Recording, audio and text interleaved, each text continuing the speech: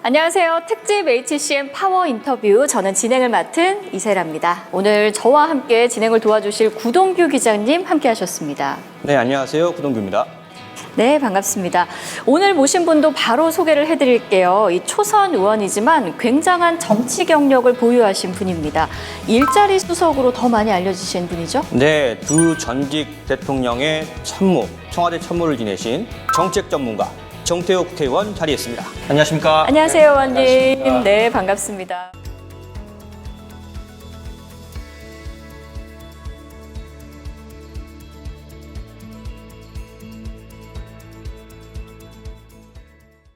네, 먼저 시청자들에게 간단한 인사 한번 부탁드리겠습니다. 안녕하십니까. 저 서울 관악을 출신 국회의원 정태호입니다. 지금은 더불어민주당 민주연구원 원장을 맡고 있습니다. 저희 당의 싱크탱크 기구인데요. 좋은 민생정책, 경제회복정책을 통해서 국민들께 큰 힘이 됐으면 좋겠습니다. 네, 그럼 정태호 의원님과 함께 본격적으로 이야기 한번 나눠보겠습니다. 사실 이 중소기업의 어려움은 어제 오늘의 이야기는 아닌 것 같습니다. 이런 중소기업을 위해서 은자재 가격 변동을 납품대금에 반영하도록 하는 그런 법안을 발의하셨다고 들었습니다. 그러니까 이제 원자료 가격이 올라가면은 결국 그 대기업에 납품하는 중소기업의 단가를 또 올려야 되잖아요. 근데 이게 갑을 관계다 보니까 잘 안 되죠. 그래서 이걸 어떻게 하면 좀 원재료 가격이 올랐을 때 자동적으로 납품 단가에 반영시킬 수 있을까? 그 고민을 참 많이 했죠. 그래서 이제 납품 단가가 한 3% 정도 이상 올라가면은 자동적으로 협상을 할 수 있도록 그렇게 제도를 이제 개정을 했죠. 네, 그 외에도 중소기업을 위한 다양한 법안을 발의하셨습니다. 그중에서 최근 산업 트렌드를 반영한 중소기업 창업지원법 전부 개정한 내용도 궁금합니다. 어떤 건가요? 그래서 이게 그 법이 1980년대에 만들어진 법인데 정말 오래됐죠. 근데 그 법은 이제 옛날에 우리가 전통적인 제조업 중심의 창업을 지원하는 법이죠. 그러니까 지금은 특히 이 디지털 사회로 전환이 되고 그다음에 또 코로나 이후에 비대면 산업이 막 활성화되고 이런 상황에서 이런 이 업종 또 산업의 창업, 성장 별로 도움이 안 되는 거죠, 기존 법들이. 그래서 이 새로운 시대 흐름에 맞게끔 창업을 지원할 수 있는 법을 만들어야 되겠다 해서 기존에 있는 법을 거의 전면 개정을 한 거죠. 그래서 창업 단계, 성장 단계, 또 실패한 경우가 있잖아요. 그럼 재지원할 수 있는, 재창업할 수 있는 이런 제도까지를 총망라해서 일종의 기업의 라이프 사이클에 맞게끔 그렇게 이제 제도를 재정비한 거고, 대기업이 일자리를 만드는 건 한계가 있어요. 예를 들어서 SK하이닉스가 반도체 공장을 20조 원을 들여서 이 국내에 만들었는데 겨우 고용이 늘어나는 건 500명밖에 안 나요. 근데 청년들은 지금 좋은 일자리를 원하고 있는데 결국은 창업을 활성화시키는 것이 저는 제일 중요하다고 봤던 거고, 그 창업을 활성화되기 위해서는 기존의 창업지원법을 전면 개정할 수밖에 없다는 생각이었죠. 그래서 이 법의 전문의 목적에 보면은 창업 국가 실현이라는 용어가 들어갑니다. 우리 대한민국이 창업 국가가 돼야 된다. 세계 최고의 창업 국가가 될 때 미래 비전이 있다는 생각이죠. 그동안에는 이 법을 왜 개정을 안 하고 지금 보니까 거의 한 20년? 30년 뭐 만에 부분적으로는 개정을 해왔겠죠. 네. 부분적으로 해봤는데 이제 최근 들어와가지고 이 세계, 그러니까 이제 일종의 세계사적인 대전환이 있는 거죠. 한 측면은 디지털화가 있는 거고 또 한 측면은 기후 전환이 있는 거고, 그러면서 국민 생활 자체, 생활 패턴이 완전히 바뀌고 있는 거고, 그리고 기업의 선도적인 산업들이, 새로운 산업들이 막 등장하고 있고 그 산업과 산업에도 융합이 막 일어나고 있기 때문에 새로운 막 현상들이 나타나다 보니까 창업에 대한 일종의 이제 기본법이 필요한 거죠. 이번에는 수소경제 활성화에 대해서도 이야기를 나눠보겠습니다. 사실 이 탄소 중립은 세계적인 이슈잖아요. 이 탄소 경제에서 수소 경제로 전환이 되고 있는 추세인데, 먼저 이 수소 경제가 왜 그렇게 중요한 건지 말씀 좀 해주세요, 의원님. 대한민국이 2018년 기준으로 40%를 감축하게 돼 있어요. 우리가 국제사회, 그걸 NDC라고 하는데 국제사회에 약속한 게 그런 건데 이거를 2050년까지로 전 세계가 각국이 넷제로 그러니까 탄소 중립을 실현하는 목표를 계획을 이제 제출하게 돼 있거든 국제사회에. 그래서 이제 필요로 하는 게 청정 수소라는 게 필요해요. 탄소를 발생하지 않거나 또는 탄소를 덜 발생시키는 방식으로 수소가 만들어져야 되는데 제일 좋은 게 뭐냐면은 남는 재생 에너지를 가지고 수소를 만들어내면은 탄소가 발생하지도 않고 그 수소를 가지고 전기를 생산할 수가 있는 거죠. 그래서 이제 그런 원리인데 그래서 이 수소는 어떻게 보면은 재생 에너지의 가능성, 변동성 문제를 해결할 수 있는 에너지 저장 시설 물질이다 이렇게 보면 되는 거죠. 그래서 전 세계가 이제 수소 경제에 다 뛰어들었는데 다행스러운 거는 우리가 수소 부분에 있어서 기술적으로 상당한 우위에 있어요. 예를 들면 수소 자동차를 전 세계에서 가장 많이 보급한 나라도 대한민국이고 그 다음에 연료전지라는 게 있는데 연료전지라는 게 뭐냐면 수소를 넣어가지고 전기를 만드는 거거든요. 이 연료전지 부분에서도 대한민국이 가장 잘 보급이 되어 있는 나라예요. 그래서 수소 부분에서 대한민국이 기술적 그리고 어떤 시장에 있어서도 다른 나라에 비해서 어느 정도 앞서 왔는데 이게 수소 경제가 전 세계적인 흐름이 되면서 선진국 미국이나 유럽에서도 막 뛰어들면서 지금 전 세계적 경쟁이 붙은 거죠. 그래서 2019년도에 정부에서 문재인 정부에서 수소 경제 로드맵을 발표를 하고 그 다음에 2020년에 세계 최초의 수소 경제법을 만들어요. 그래가지고 이제 대한민국이 수소 경제에서 세계 선도 국가가 되겠다라는 야심찬 계획을 가지고 진행이 되고 있죠. 지금. 말씀하셨듯이 지난해에는 수소법 개정안이 이제 통과가 되면서 수소 산업이 이제 더욱 주목받고 있는데 수소 산업의 대규모 투자 유치로 좀 한층 더 수소 산업이 탄력을 받을 수 있을 것 같은데 어떤가요?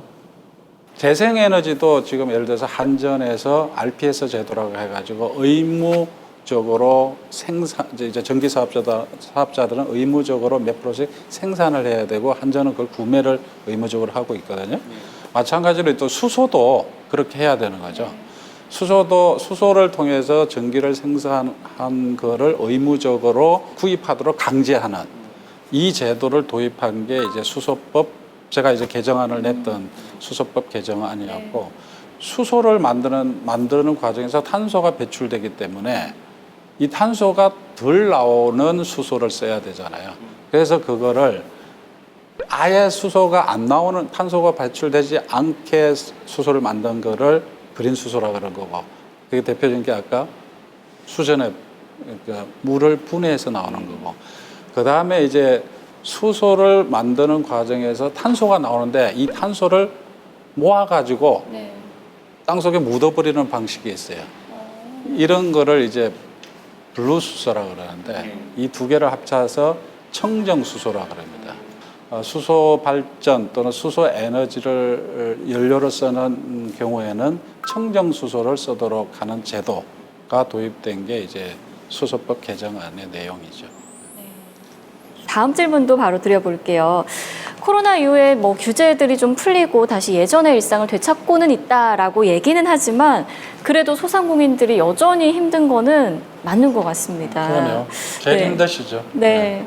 이때 좀 어려움을 함께 하고자 이 임대인이 자발적으로 상가 임대료를 인하하는 경우에 임대사업자에 대해서 세금 혜택을 부여해 왔잖아요. 이 착한 임대인 제도가 연장이 됐다고 들었습니다.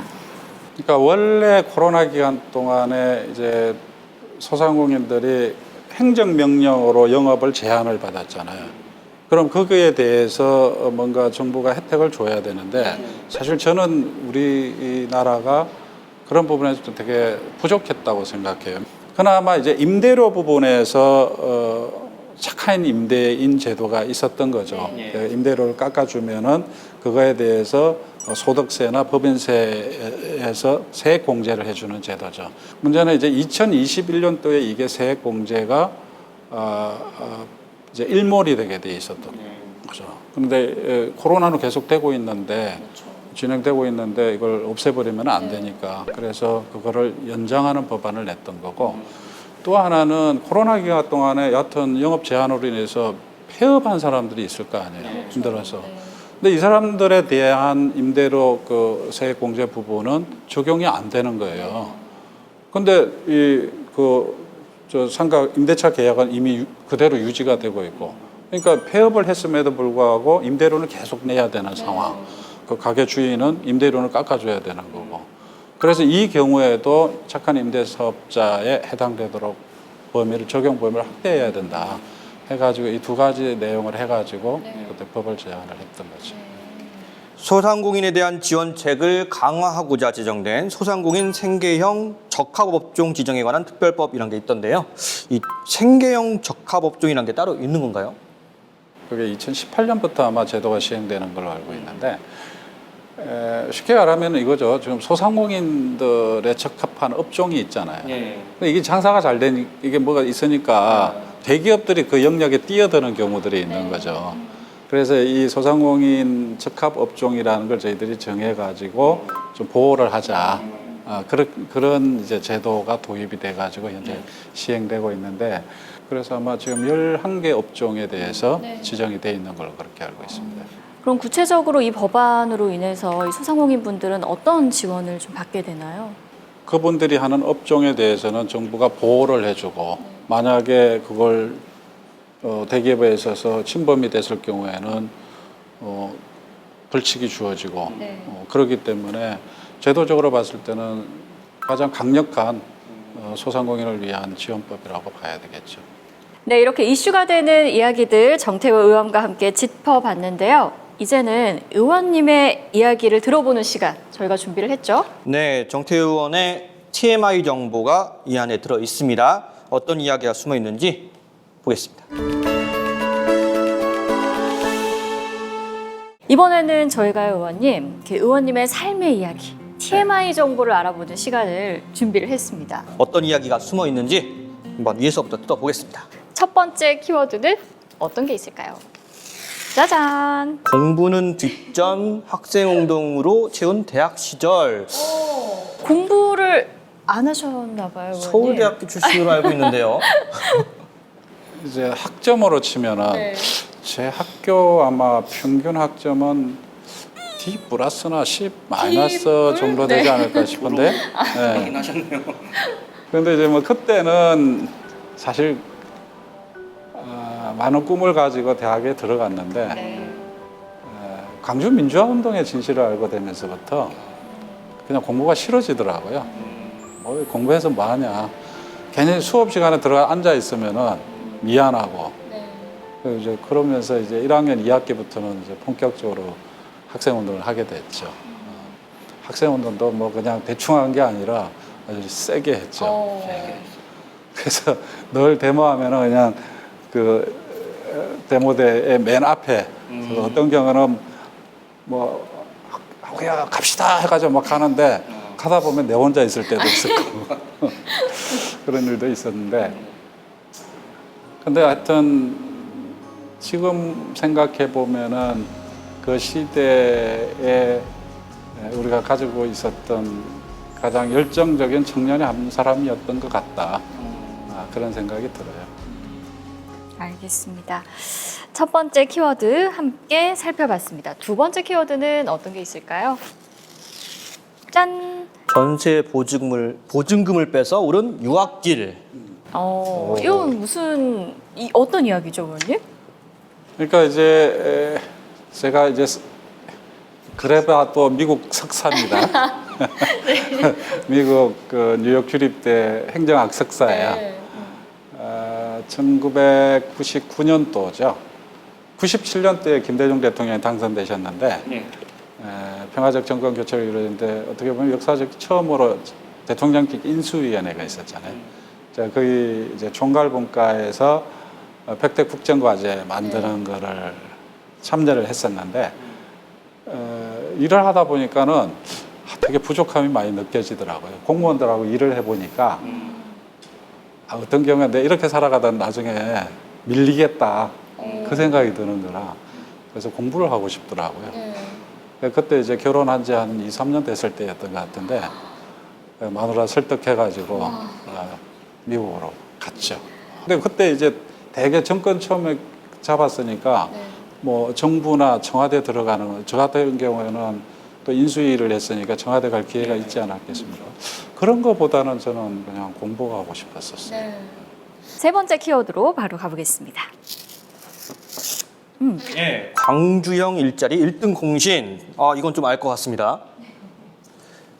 네, 뭐 강주형 일자리는 뭐 제 개인적으로는 인생을 살아오면서 가장 뭐랄까 행복한 기억 아니면은 또 하나 가장 영광스러운 순간 뭐 이렇게 얘기할 수 있을 것 같은데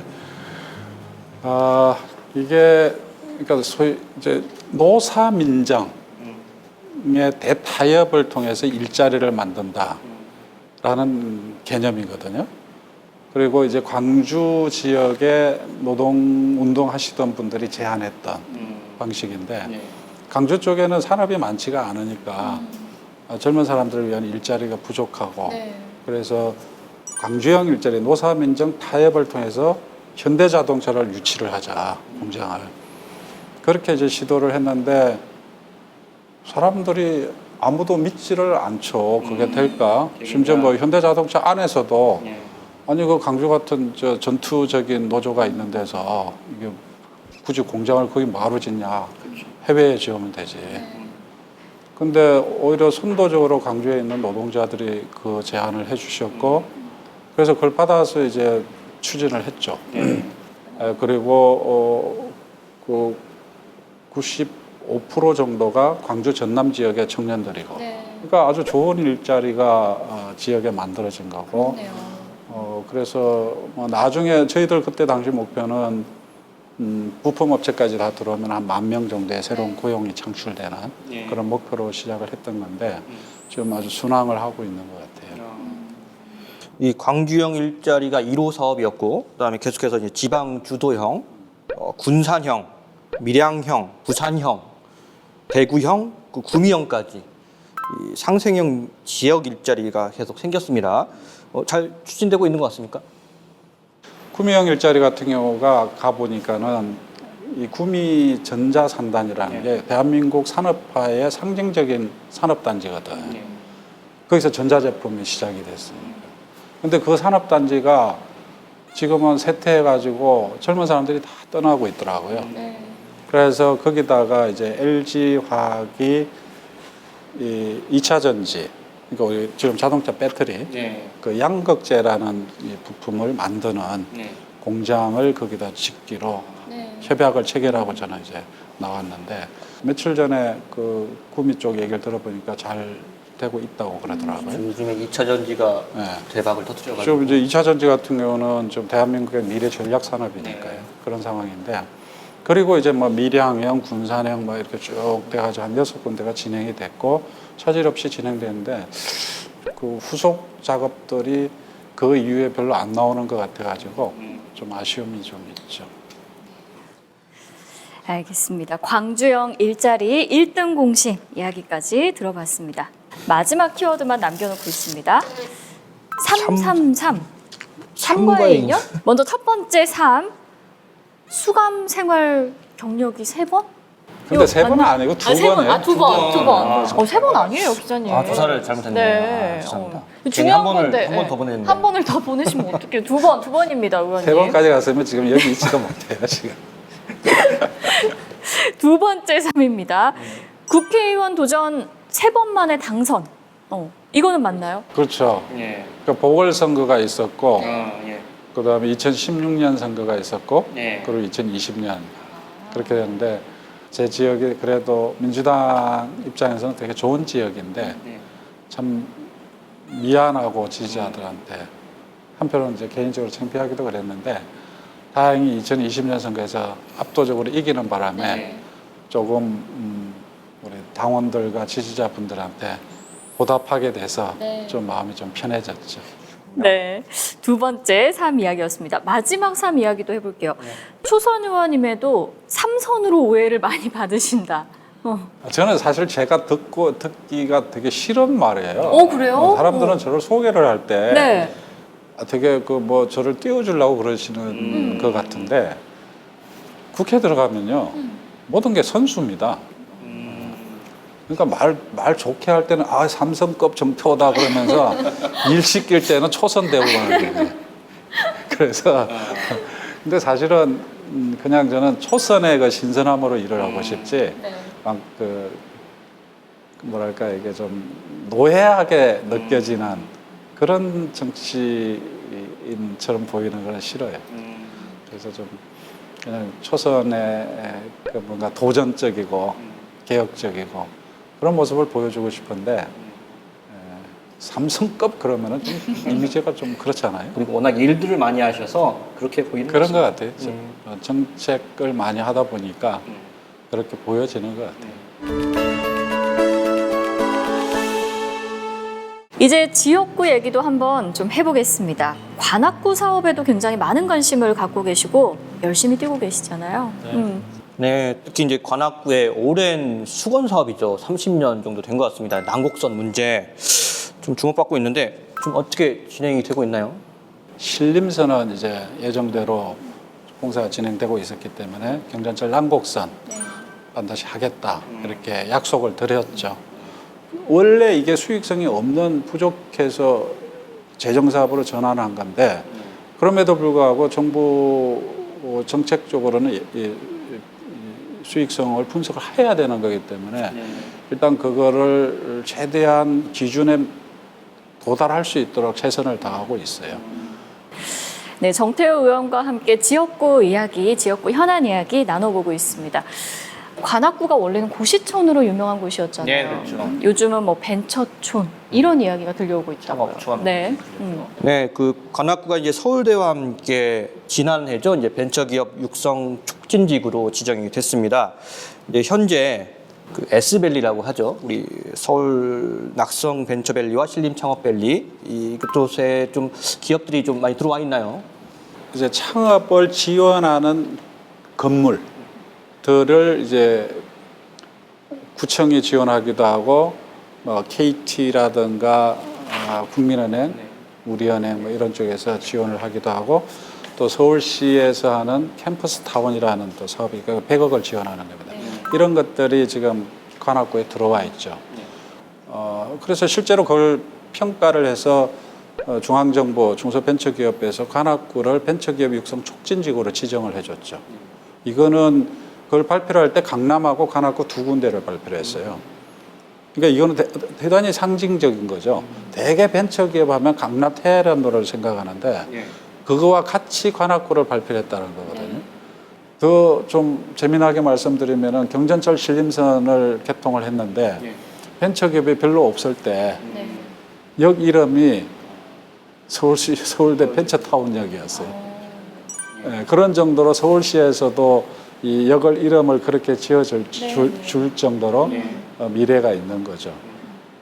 말씀을 이렇게 듣다 보면은 정말 바쁘실 것 같거든요, 의원님. 근데 또 지난해 12월부터는 민주연구원 원장으로 취임을 하셨다라고 제가 들었습니다. 이게 어떤 곳인가요, 민주연구원? 그러니까 뭐 쉽게 얘기하면 더불어민주당의 싱크탱크죠. 그러니까 뭐 주로 중장기적인 전략을 만들고 그다음에 정책 아이디어를 개발하고 그리고 우리 당이 지향하고 있는 정책 그 중요 핵심 정책 과제들이 있는 거 아닙니까? 그런 것들을 개발하는 데죠. 굉장히 중요한 역할을 하고 계신데 벌써 임기가 1년도 남지 않았습니다. 남은 기간도 중요할 것 같아요. 앞으로 국회에서 어떤 활동 중점적으로 하실지 좀 소개 좀 해주시죠. 저는 우리 사회가 지속 성장을 해가기 위해서는 제일 중요한 과제로 보는 게 불평등 문제라고 봅니다. 그래서 특히 코로나를 거치면서 불평등이 좀 심화됐다고 저는 생각을 하고 있고요. 그리고 이 디지털 사회로 전환하면서 그거는 더 심해질 거라고 보고 있습니다. 그래서 요새 가장 제일 많이 팔리는 책이 피케티라는 학자의 책이잖아요. 21세기 자본이라는 책인데 그 책을 봐도 그렇고 현대사회가 가장 우리가 관심을 가져야 될 문제는 불평등이라고 생각을 하고 있고 그래서 근데 문제는 혹시 이런 생각 해보셨어요? 대한민국이 가계부채 세계 1위다. 왜 그럴까? 왜 그럴까? 왜 그럴까? 빚을 많이 졌으니까. 이렇게 잘 사는 나라에 왜 국민들은 불행해야 될까? 정부가 해야 될 일을 국민들한테 맡기기 때문에 그렇다는 거죠. 정부가 써야 될 돈을 정부가 국민들의 복지와 안전을 책임져야 되는데 그걸 국민들한테 맡기기 때문에 생긴다는 문제라고 보는 거죠. 그것은 결국 우리 사회의 어떤 불평등 문제로 저는 간다고 보는 거고, 그래서 그 문제 해결하는데 남은 기간 동안 좀 최선을 다해 보려고 그러고, 혹시 또 재선이 된다면 거기에 좀 매달려 보려고 그래요. 그리고 아까 말씀드린 것처럼 관악을 통째로 바꾸자고 했는데 그 약속을 꼭 지키고 싶은 거고, 그런 일. 그 다음에 우리 당이 내년에 총선에서 꼭 승리할 수 있도록 기여하고 싶습니다. 알겠습니다. 특집 HCM 파워 인터뷰 어느새 의원님 모시고 말씀을 나누다 보니까 마칠 시간이 됐습니다. 예, 네. 굉장히 긴 시간 동안 얘기를 들은 것 같습니다. 네, 오늘 어떠셨어요, 의원님? 하도 광범위해가지고 제가 평상시에 생각하는 얘기를 거의 다 끄집어내신 것 같아요. 그래서 이런 인터뷰를 통해 가지고 제 얘기를 마음속에 있는 얘기를 할 수 있다는 게 되게 시간 가는 줄 모르고 행복하게 답을 드렸던 것 같습니다. 저희도 너무 감사했습니다. 앞으로 의원님의 적극적인 행보도 늘 응원하겠습니다. 네, 특집 HCM 파워 인터뷰는 여기서 이제 인사를 드리도록 하겠습니다. 함께해 주신 여러분 고맙습니다.